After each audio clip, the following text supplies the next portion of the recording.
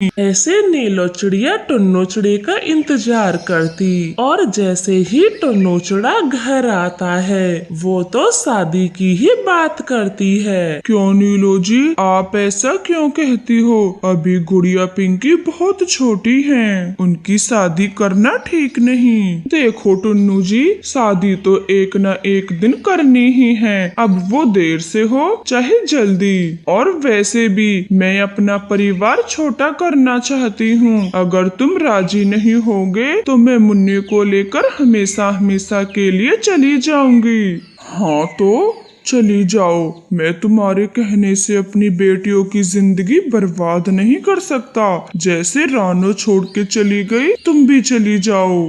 ठीक है, अब तो रात हो चुकी है, मैं सुबह होते ही चली जाऊंगी। मेरी फूटी किस्मत जो तुमसे शादी की। फिर टुन्नू चिड़ा बिना खाना खाए ही अपने घोंसले से बाहर आता है। रात हो चुकी थी। नीलो अपने घोंसले में लेट जाती है, मगर गुड़िया अपने पापा की सारी बातें सुन रही थी। वो पिंकी को लेकर बाहर आती है। पापा, हम शादी करना चाहते हैं, आप मम्मा और मुन्ने को कहीं ना जाने दें, हमेशा साथ रहें। नहीं गुड़िया बेटी, मैं आपकी शादी नहीं करूँगा। मैंने अपनी शादी करके गलती कर दी, लेकिन अब दूसरी गलती नहीं करूँगा। ऐसे गुड़िया पिंकी अपने पापा को खूब समझाती है और पापा को उनकी बात माननी पड़ती है, क्योंकि वो अपनी मम्मा और भाई को खोना नहीं चाहती थी। सुबह हो जाती है। नीलो चिड़िया अपना सामान बांधती है। मम्मा रुक जाएं, हम शादी करने को तैयार हैं, पापा भी मान गए हैं और पिंकी भी। क्यों टुन्नू जी,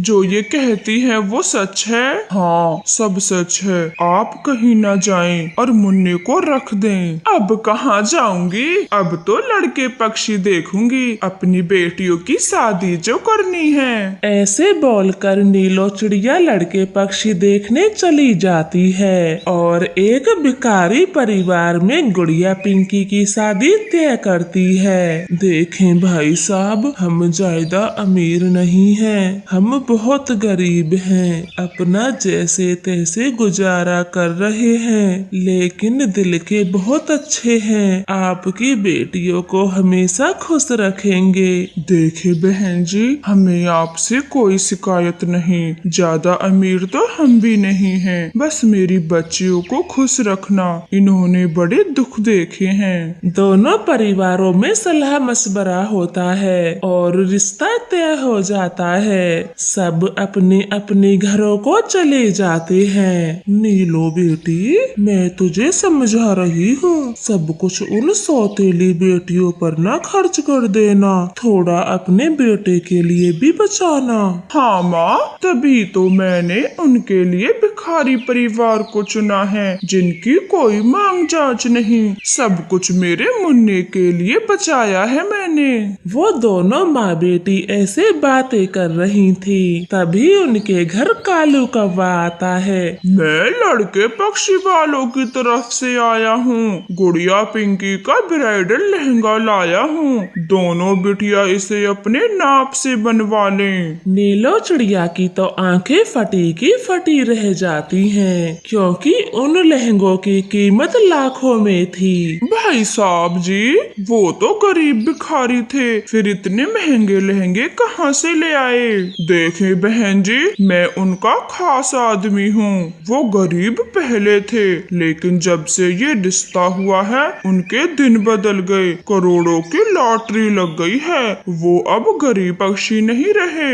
ऐसे बोलकर कालू कौवा वहाँ से चला जाता है। नीलो चिड़िया तो सदमे में आ चुकी थी। हाय राम, मैं उस चंट पिंकी को भिखारियों को बिहाना चाहती थी, मगर सब उल्टा हो गया, वो तो वहाँ जाके महारानी बन जाएगी। नहीं नहीं, मैं ऐसा नहीं होने दूंगी। माँ, आप ये लहंगे ले जाएं और किसी बड़ी दुकान पे बेच दें। ऐसे बोलकर नीलो चिड़िया तुरंत ही लड़के पक्षी वालों के घर जाती है। देखो जी, हमें आपके बेटे बिल्कुल भी पसंद नहीं। मैं अपनी बेटियों की शादी कहीं और करना चाहती हूँ, इसलिए मेरे घर पर बारात लेके आने की कोई जरूरत नहीं। ये फैसला मेरे पति ने किया है। ऐसे बोलकर नीलो चिड़िया वहाँ से चली जाती है। लड़के पक्षी वालों को तो बहुत दुख होता है। टुन्नू जी, वो करोड़पति हो गए, रिश्ते से साफ साफ मना कर दिया है, अब कोई बारात नहीं आएगी। हे भगवान,